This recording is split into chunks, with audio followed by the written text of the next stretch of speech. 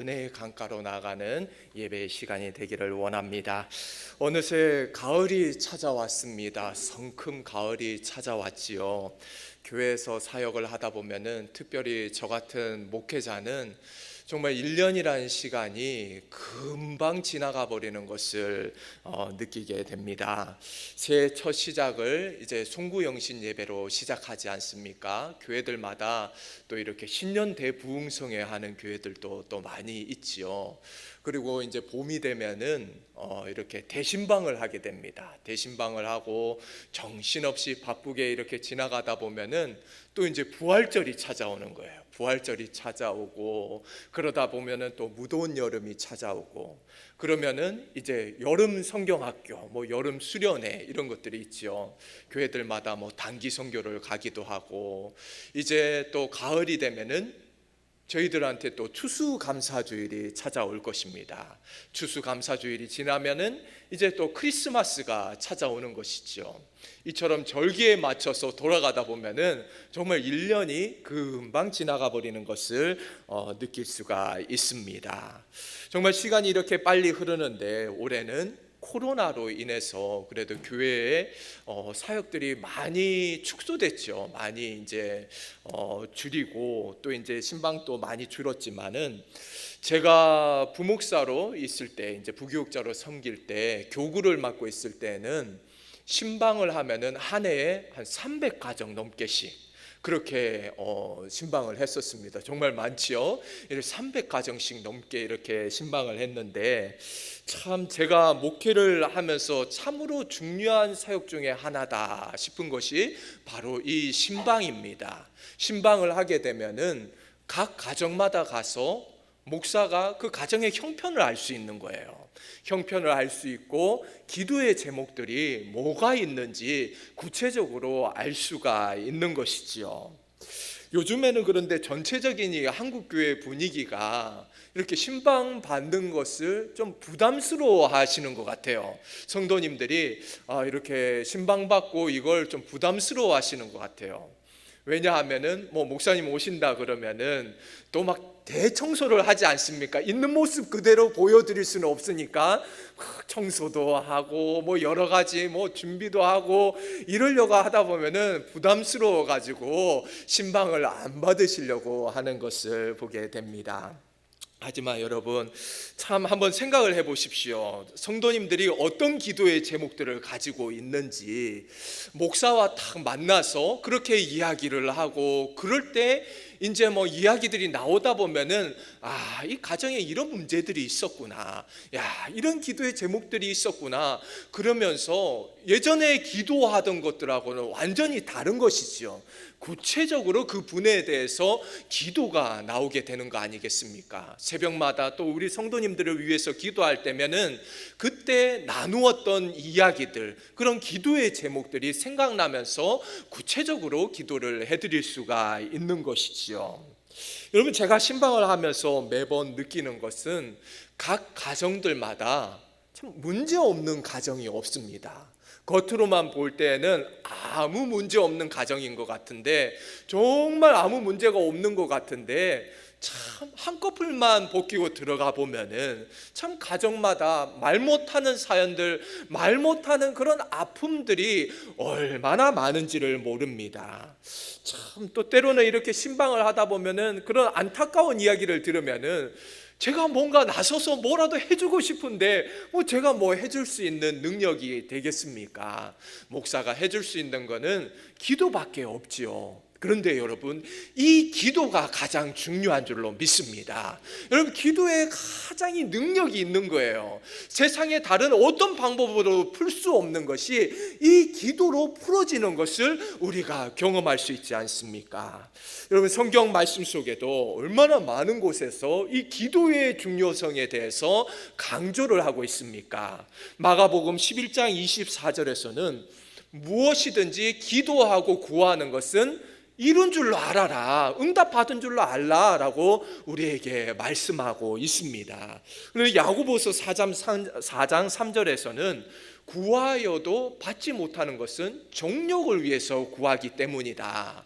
여러분 우리가 기도를 할 때 정욕을 위해서, 우리 욕심을 위해서 기도하는 것이 아니라 하나님의 뜻을 이루는 기도를 할 때, 하나님의 뜻을 구하는 그런 기도를 올려드릴 때 하나님께서는 반드시 우리에게 응답하여 주실 줄로 믿습니다.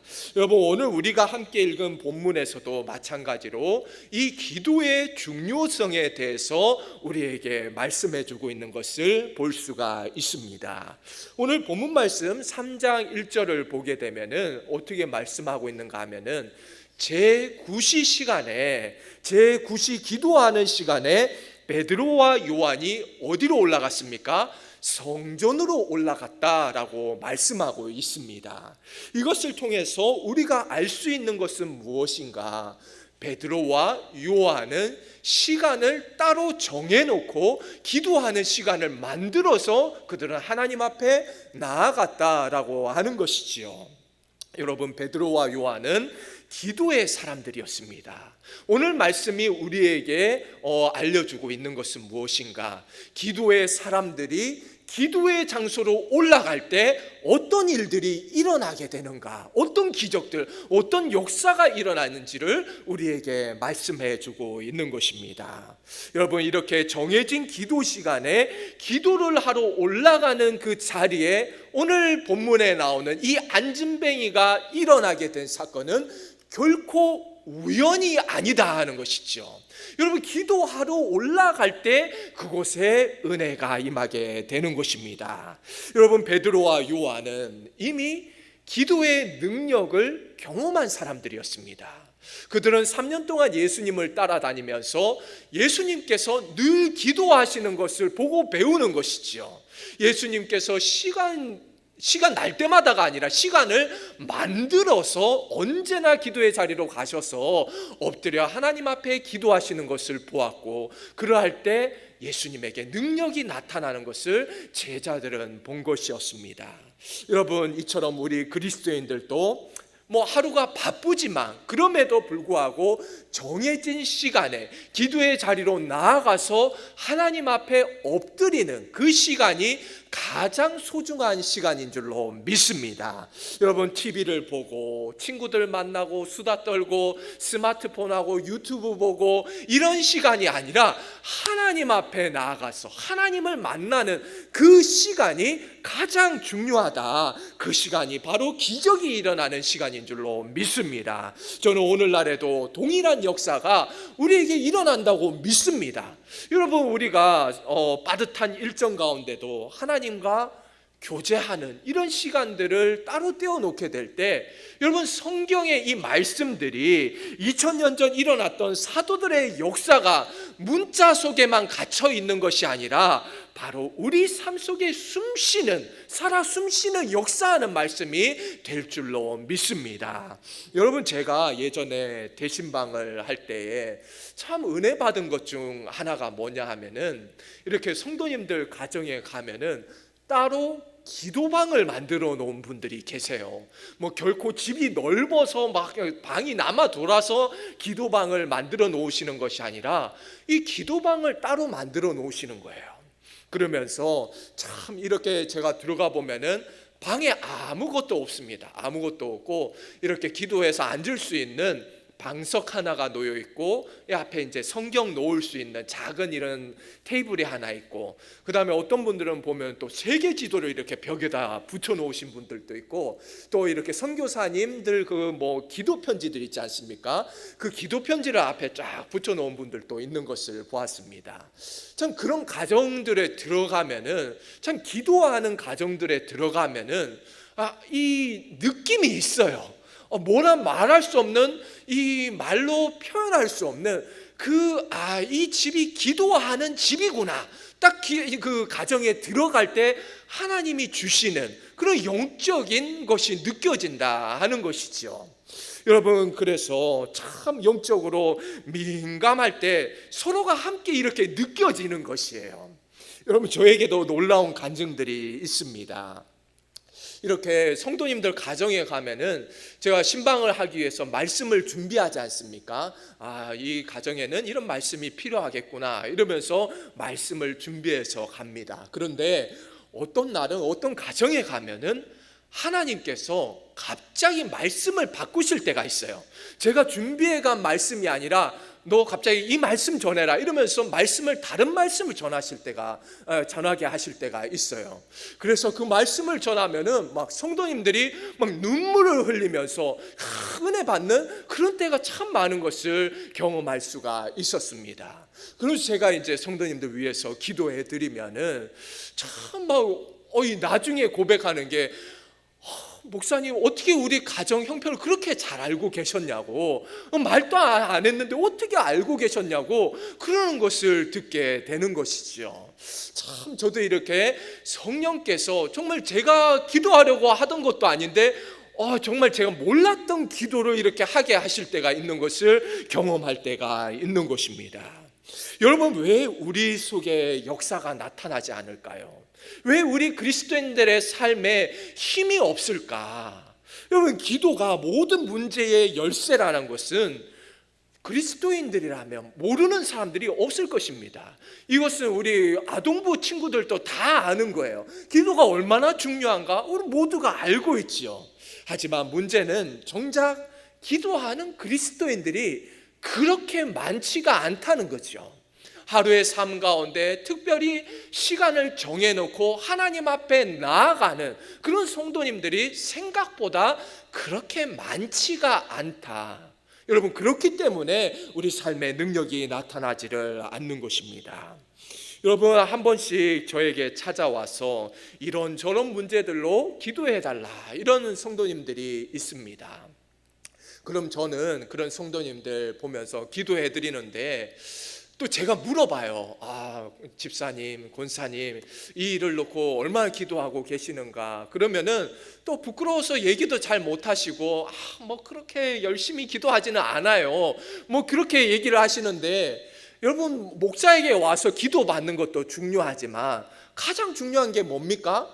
본인 기도가 제일 중요한 거예요. 본인이 하나님 앞에 나아가서 엎드려서 기도하는 거, 그때 하나님께서 역사하여 주신다라고 하는 것이죠. 여러분, 기도하러 올라가는 그 시간에 기도의 능력을 우리가 경험하게 될 줄로 믿습니다. 여러분, 내 자신을 바라볼 때는 내 인생이 보잘것없이 보인다 할지라도, 여러분, 우리가 오늘 본문에 나오는 안진뱅이 같은 삶을 살아간다 할지라도 안진뱅이와 같은 나의 인생이 기도하러 올라갈 때, 예수 그리스도를 만나게 될 때 우리 발목에 힘을 얻고 힘을 내어 달려가게 될 줄로 믿습니다.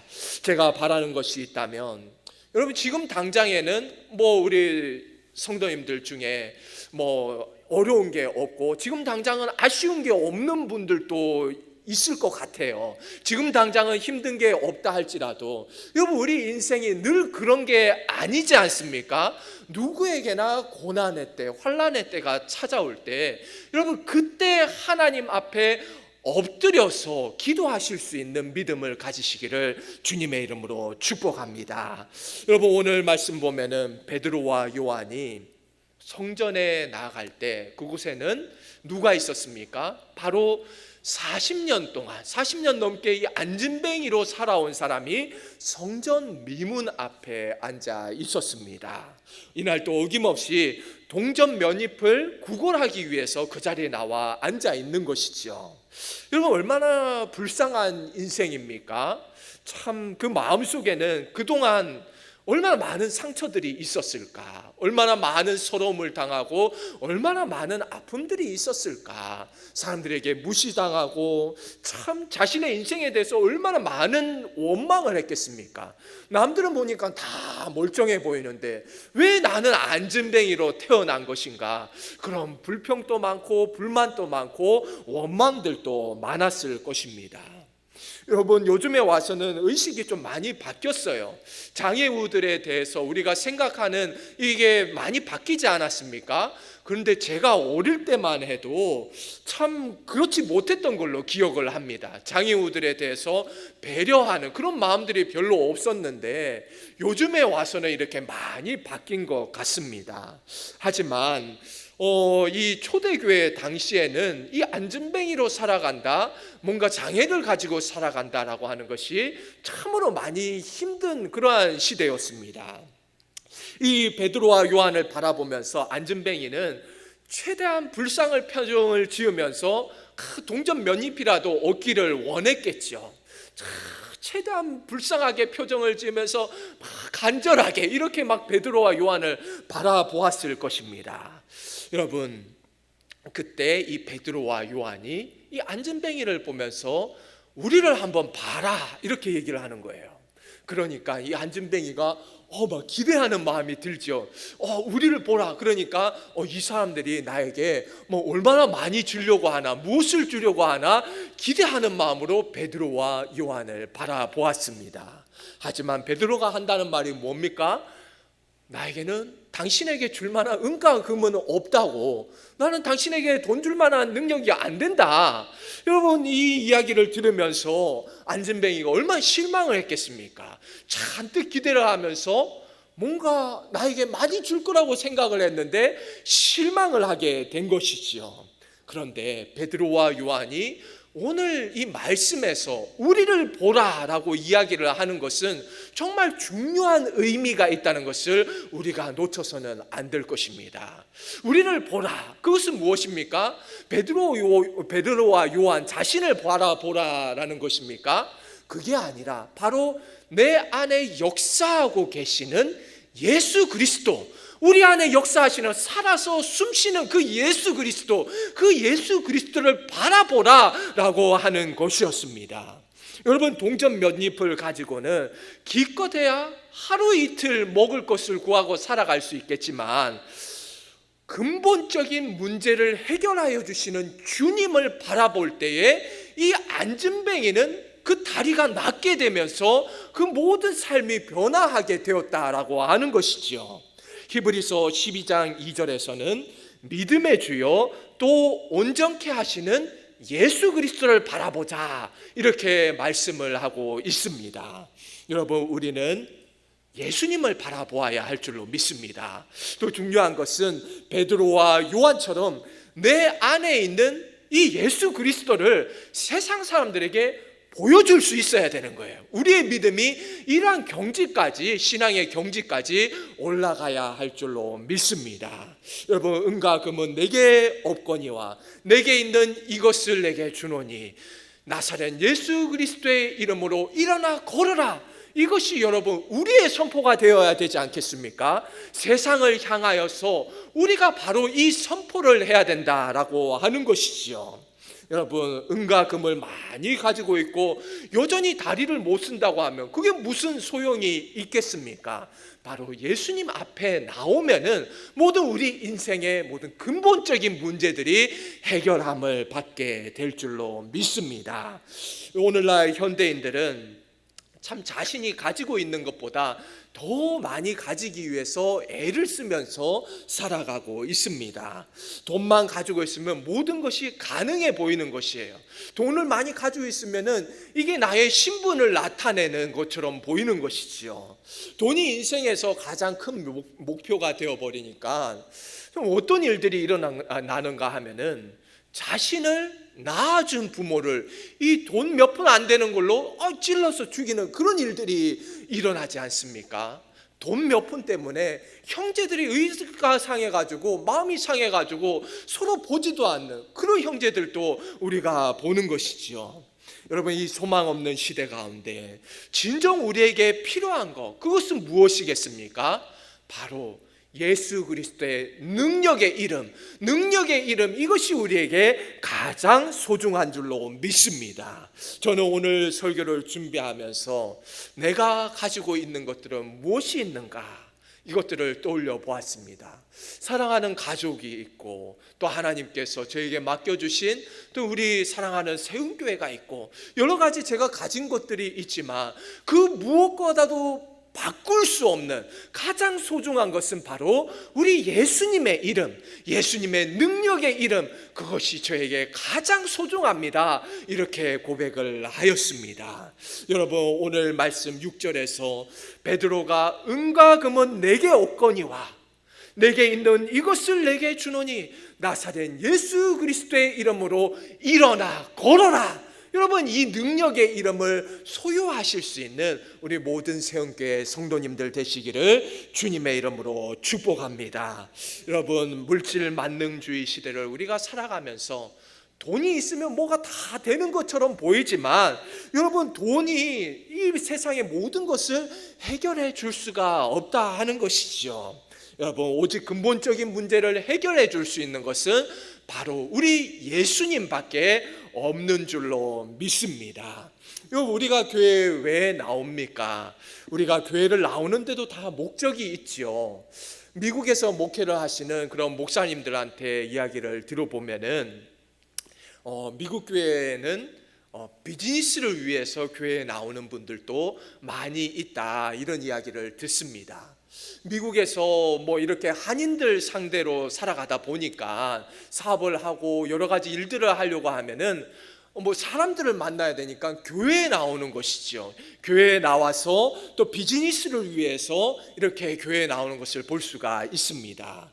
오늘 말씀을 보면은 누구보다도 성전을 가까이 하지만 영적인 일에 대해서는 너무나도 무감각하고 무관심했던 한 사람이 나오고 있죠.